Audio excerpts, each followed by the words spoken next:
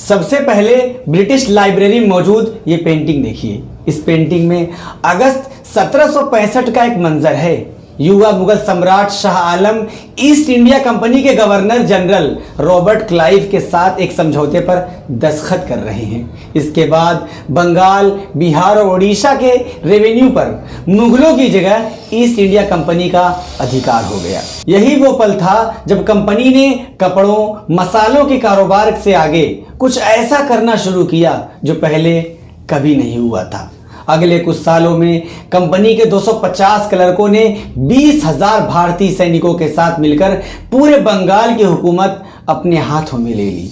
अगले 50 साल में ईस्ट इंडिया कंपनी की सेना 2.5 लाख से ज्यादा हो गई और इसने पूरे भारत को अपना गुलाम बना लिया। नारायण सिंह नाम के एक मुगल अधिकारी ने 1765 में शाह आलम के साथ हुए समझौते के बाद कहा था, अब क्या इज्जत रह गई है जब हमें ऐसे अंग्रेज बिजनेसमैनों के हुक्म को मानना पड़ेगा जिन्हें अब तक ठीक से अपना पिछवाड़ा धोना भी नहीं आया।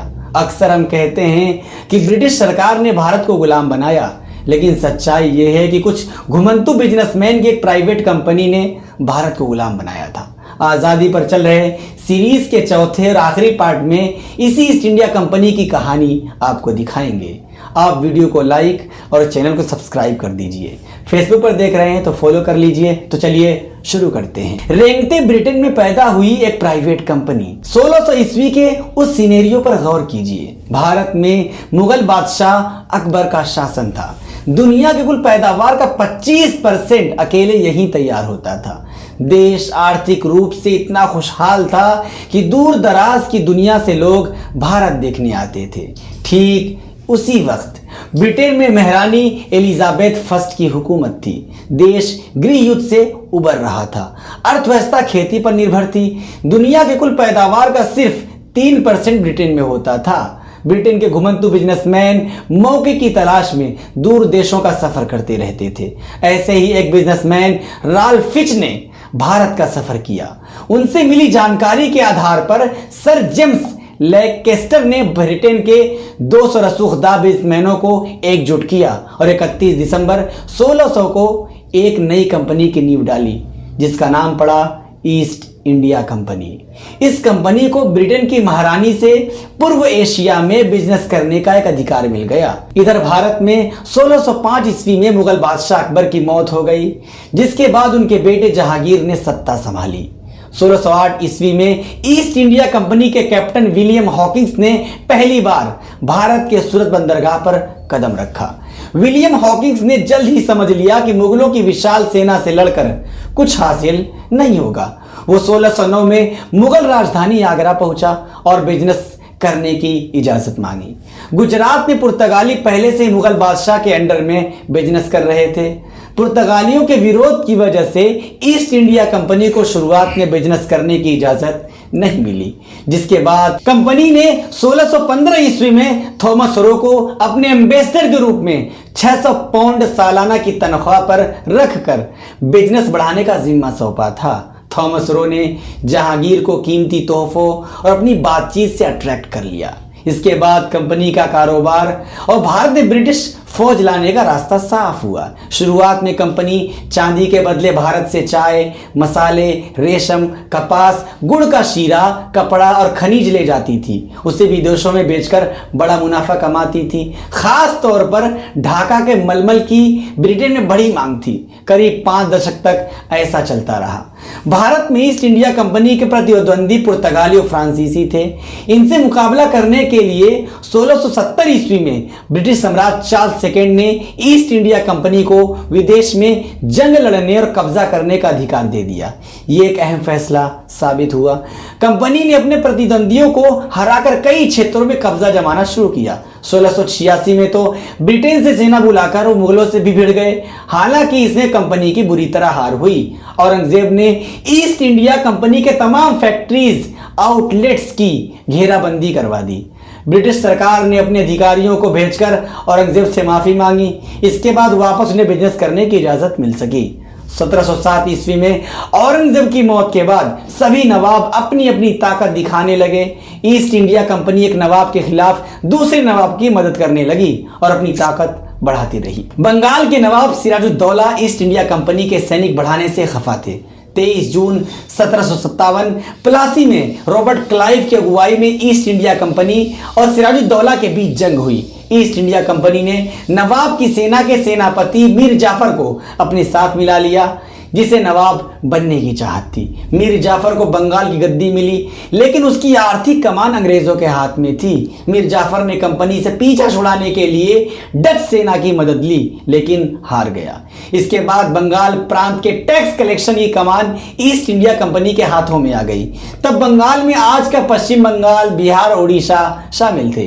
इसकी राजधानी मुर्शिदाबाद थी, जिसकी चकाचौंध लंदन से कहीं ज्यादा थी। उसके बारे में देखने के लिए दूसरी वीडियो जो हमने बनाई है वो देखिए। इस जीत ने कंपनी के बिजनेसमैन मॉडल को बदल दिया। अब तक जो कंपनी मुनाफे के लिए बिजनेस करती थी, उसका पूरा फोकस टैक्स कलेक्शन पर हो गया था। 1784 में ब्रिटिश संसद ने इंडिया एक्ट पारित कर दिया, जिसके बाद भारत की धरती पर ब्रिटिश साम्राज्य की हुकूमत हो गई। कंपनी को जल्द ही लगने लगा कि कठपुतली नवाब काम नहीं आएंगे, सत्ता अपने हाथ में होनी चाहिए।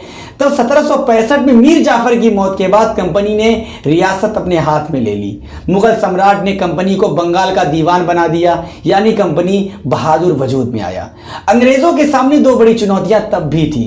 दक्षिण में टीपू सुल्तान और विंध्य के दक्षिण में मराठा। टीपू ने फ्रेंच बिजनेसमैनियों से दोस्ती कर ली थी, सेना को मॉडर्न बना लिया था। वही मराठा दिल्ली के जरिए देश पर हुकूमत करना चाहते थे।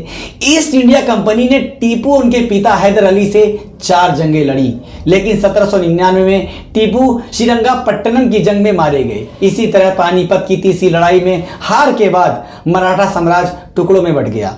1819 में अंग्रेजों ने पेशवा को पुणे से लाकर कानपुर के पास बिठूर में बिठा दिया। इस बीच पंजाब बड़ी चुनौती बना रहा। महाराजा रणजीत सिंह जब तक रहे तब तक उन्होंने अंग्रेजों की दाल नहीं गलने दी, लेकिन 1839 में उनकी मौत के बाद हालात बद से बदतर हो गए। 2 लड़ाइयां और हुई और 10 साल बाद पंजाब पर अंग्रेज काबिज हो गए। 1848 में लॉर्ड डलहौजी मर्ज पॉलिसी लेकर आए, यानी जिस हुक्मरान का कोई पुरुष उत्तराधिकारी नहीं होता था, उस रियासत को कंपनी अपने कब्जे में ले लेती थी। इस आधार पर सतारा, संबलपुर, उदयपुर, नागपुर और झांसी पर अंग्रेजों ने कब्जा जमाया। इसने 1857 की क्रांति के बीज बोए। सीताराम पांडे ने फ्रॉम सिपाही टू सूबेदार संस्मरणिक में लिखा है कि यह सबको लग रहा था कि अंग्रेज भारतीय धर्मों का सम्मान नहीं करते। नाराजगी तो थी, लेकिन जब यह खबर आई कि नई बंदूकों के कारतूसों पर गाय और सूअर की चर्बी का लेप है, तो कंपनी में सिपाही भड़क गए।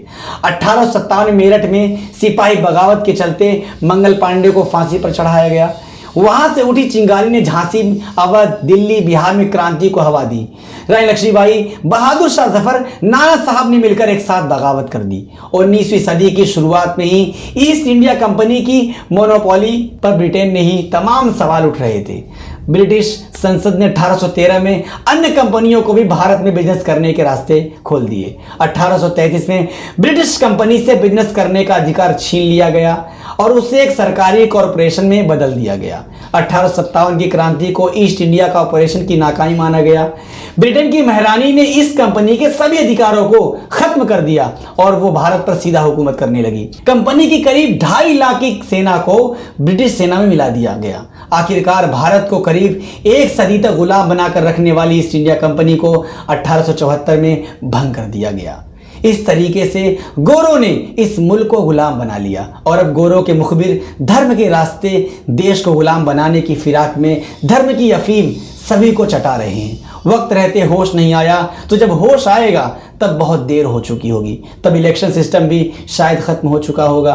NIN लगातार आपको सच से रूबरू करा रहा है, न किसी की धमकियों से डर रहा है, न किसी के रौब से खौफ खा रहा है। आप चाहते हैं हम इसी तरह सच बेखौफ आपके सामने लाते रहें, तो कमेंट करके ज़रूर बताएं। वीडियो को शेयर करें, चैनल को सब्सक्राइब करें। फेसबुक पर देख रहे हैं तो फॉलो ज़रूर करें। मिलते हैं फिर नई रिसर्च के साथ, तब तक के लिए दीजिए इजाज़त।